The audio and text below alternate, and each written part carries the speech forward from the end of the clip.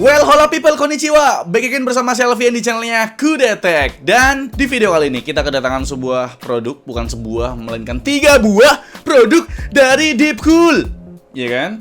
Hidupin dulu. Nah, 3 produk dari Deepcool, di antaranya ya casing yang sebesar ini, Pak. Enggak, nih casing medium sih, mid tower ya kan. Bukan cuma casing, kita kedatangan juga sebuah cooler dan juga sebuah power supply. Kali ini Deepcool mengirimkan kita air cooler, bukan liquid cooler ya kan. Dan 3 produknya Deepcool bakal kita bahas di video kali ini. Kalian perlu ingat kita pernah ganti casing PC editor kita pakai Deepcool juga ya. Kali ini kita ganti lagi pakai casingnya Deepcool, itu Deepcool CH370. Dan juga untuk coolernya kita mau coba Deepcool AK500. Dan untuk power supply-nya sebelumnya kita pakai Deepcool DM650, kali ini kita pakai Deepcool lagi, yaitu Deepcool DQ1000M V3L. Jadi memang kita pakai produknya Deepcool. Kita nyoba di video kali ini. Dan gimana proses merakitnya, apakah susah dan gampang atau gampang gitu kan? Mari langsung saja kita review, kita ulas, kita bahas mengenai ketiga produknya Deepcool ini, yaitu casingnya itu Deepcool CH370, dan untuk air coolernya itu Deepcool AK500, dan untuk power supply-nya itu Deepcool DQ1000M V3L. Let's go kita bahas. Kita mulai dari CPU cooler. Coolingnya ini bisa dibilang kasta high-end dari Deepcool, bre. Ini adalah Deepcool AK500. Bang, bukannya AS series yang high-end ya? Iya, itu bener. Tapi AS series itu sebenarnya versi yang ada RGB-nya. Tahu sendirilah, Deepcool AS series hanya itu estetik, cuy.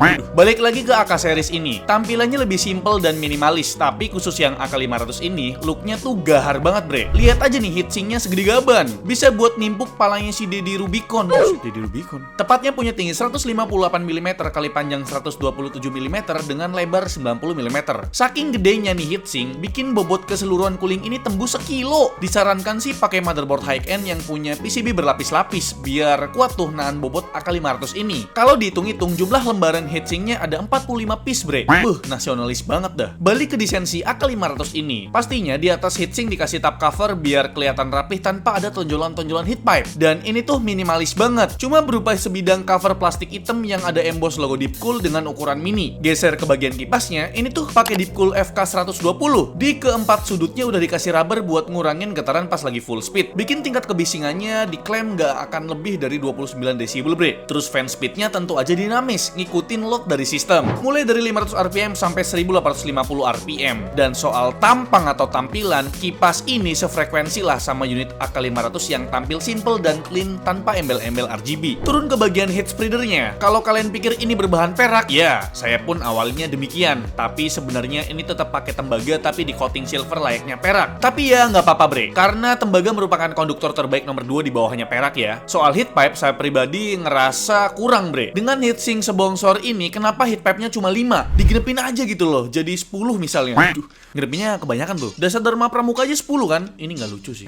Soal support platformnya, tentu ini udah yang paling update, bre. LGA 1700-nya Intel ready. AM5-nya AMD juga ready. Dan yang pasti siap ngademin prosesor desktop ultimate macam Core i9 13900K dari si biru ataupun Ryzen 9 7950X yang merupakan monster baru dari kubu merah karena Deepcool AK500 ini diklaim mampu menjalankan prosesor hingga TDP 240 watt. Yang daya rumahnya masih 450 VA, mundur dulu dah. Nah, buat harga ini nggak perlu mahal, bos. Kasih murah lah, cuma 730 ribuan aja buat yang hitam ini, dan buat yang putih jadi 780 ribuan. Emang beda, bre. Lu mahal kalau lu putih. Kita lanjut ke power supply-nya ini. Ada Deepcool DQ1000M V3L. Saya pribadi agak bingung sama Deepcool, bre. Terutama di lini PSU-nya. Awalnya saya pikir selain rebranding logo, mereka juga rebranding lini produknya. Ya, secara PSU sejuta umatnya itu DN500 kan discontinue dan digantikan sama PF500.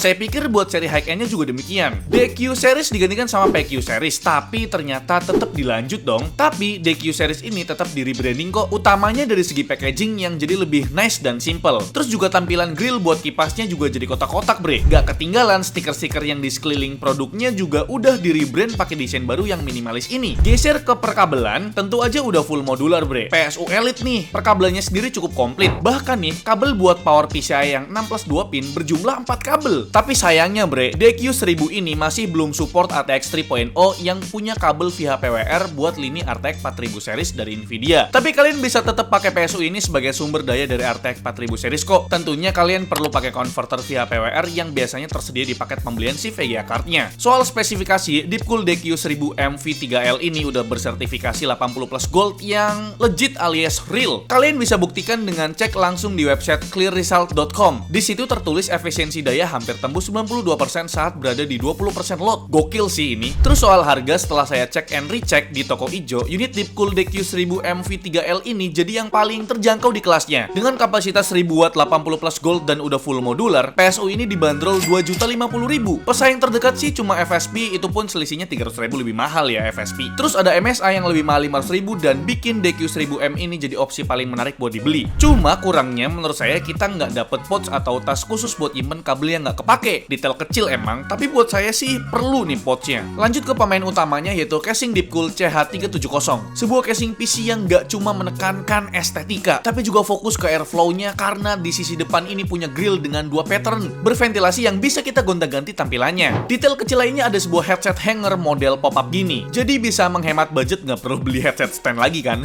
Set panel kiri tentu aja udah tempered glass yang metode bukaannya pakai magnetik, udah screwless biar meminimalisir kaca pecah. Soal build quality nggak perlu diragukan lagi bre, framenya tentu pakai bahan baja SPCC. Terus front panel ini pakai bahan plastik yang solid abis, dan buat tempered glassnya lumayan tebel nih, sekitar 2,5 mm. Fokus ke airflow-nya dibuktikan dengan support radiator up to 360 mm bre di panel depannya aja ya, karena yang top panel cuma muat radiator 240 mm. Terus buat pemasangan fan casingnya juga muat banyak, bisa sampai 8 buah fan yang berdiameter 12 cm. Kalau soal pemasangan air cooler bisa sampai setinggi 165 mm bre. Aman banget lah dipakai Deepcool AK500 yang tingginya cuma 158 mm.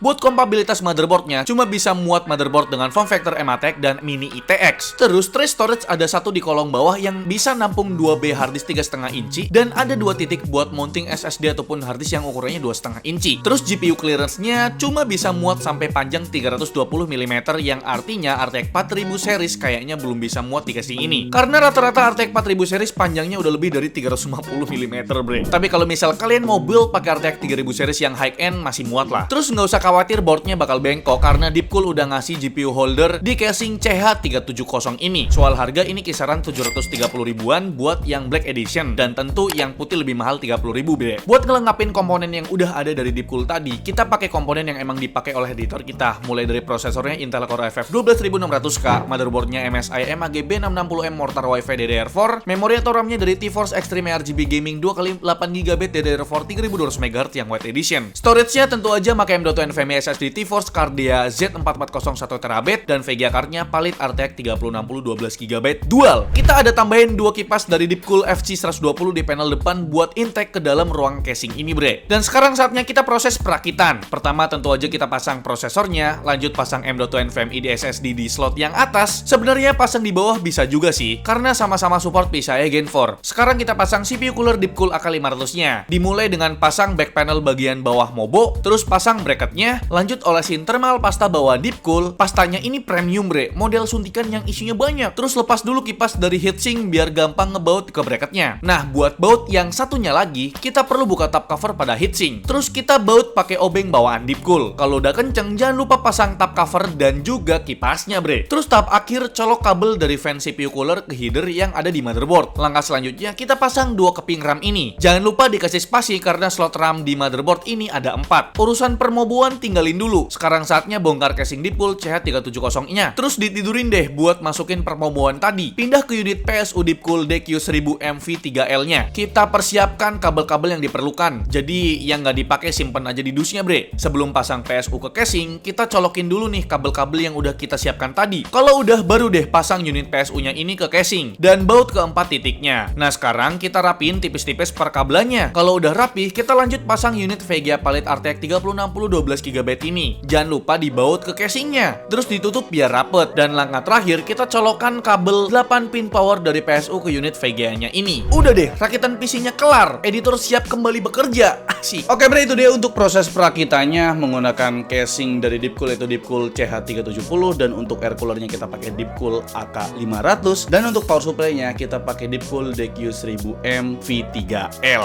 Itu dia trio produk dari Deepcool, dan ya kita sebenarnya fokus ke bagian casingnya ya Pak ya. Sebenarnya sih proses merakit menggunakan casing Deepcool CH370 ya standar-standar aja, nggak ada yang susah susah, dibilang gampang juga ya casing standar. Jadi ya proses perakitnya sih nggak begitu susah. Jadi untuk Deepcool CH370 ini adalah casing yang unik karena dia punya dua wajah. Yang kayak temen lu kalau lagi main punya dua muka gitu ya. Di depan kita pakai muka yang palsu, di belakang kita pakai muka yang asli gitu ya. Jadi memang Deepcool CH370 ini merepresentasikan cukup. teman kalian gitu, punya dua muka gitu. Bener juga ya. Gimana cara mengganti mukanya? Sebenarnya gampang banget ya. Kalian kayak gimana caranya kalian mengganti muka di Deepcool CH370? Gampang sekali. Kalian tinggal colek ya. Nanti dia mengganti mukanya. Susah ya? Gimana caranya kalian mengganti mukanya si casing Deepcool CH370? Tinggal ya ini dicolek-colek dikit. Nah, jadilah seperti itu. Jadi kayak di bagian kotak-kotaknya itu dia kayak menyatu gitu loh. Ya kayak gitulah intinya gitu ya. Dan memang untuk casing Deepcool CH370 ini fokusnya untuk airflow karena depannya itu mesh gitu ya. Triple mesh malah bisa dibilang sih. Depannya ini bolong-bolong, tengahnya bolong-bolong, dalamnya juga bolong-bolong gitu ya. Jadi ada tiga kayak misalkan tiga penghabat gitu lah. Dan yang saya suka dari Deepcool CH370 ini dia pakai sistem magnetik, kayak mirip kayak Deepcool Mac Cube kalau nggak salah ya. Dan ada headset hangernya Bapak. Tuh. Jadi kalian tidak perlu lagi membeli headset hanger, headset stand yang tidak berguna itu. Pakailah headset standnya atau headset hanger dari Deepcool CH370 ini gitu loh. Dan untuk harganya tadi udah kita kasih tahu ya. Untuk harga dari Deepcool CH370 ini sekitar 730.000 untuk yang warna hitam. Sesuai dengan namanya, Deepcool CH370 harganya juga 730 gitu loh. Dibalik ya. Angka 7 sama 3-nya. Dapat nggak sih jaksanya? Nggak ya?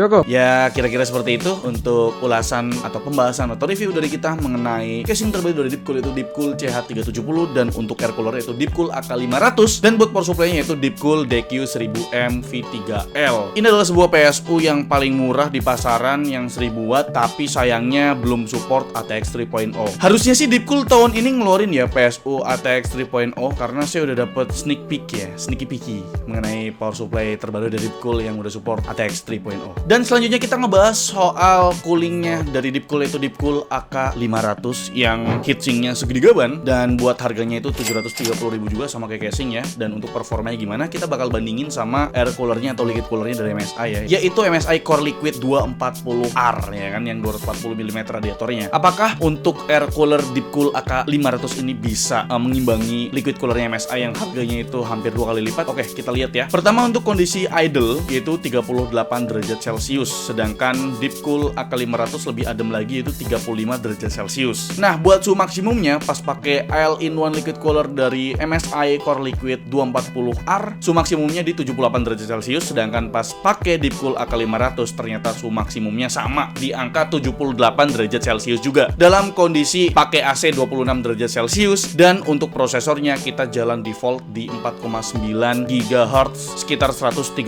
watt ya, karena Core i5 12600K itu TDP-nya 125 watt. Oke, bre, itu dia untuk ulasan atau review dari kita mengenai produknya Deepcool. Ada casing, cooling, dan juga power supply ya. Jadi menurut kalian gimana? Coba tulis di kolom komentar buat teman-teman yang mau beli produknya Deepcool ini. Udah kita sediakan link pembeliannya di deskripsi video ini. Like video ini kalau kalian suka, dislike kalau saya jelek, dan jangan lupa untuk tekan tombol subscribe yang warna merah kalau misalkan kalian belum subscribe channel ini. Selfie yang selaku host di channel mengucapkan terima kasih. Sampai jumpa di video selanjutnya. Bye bye.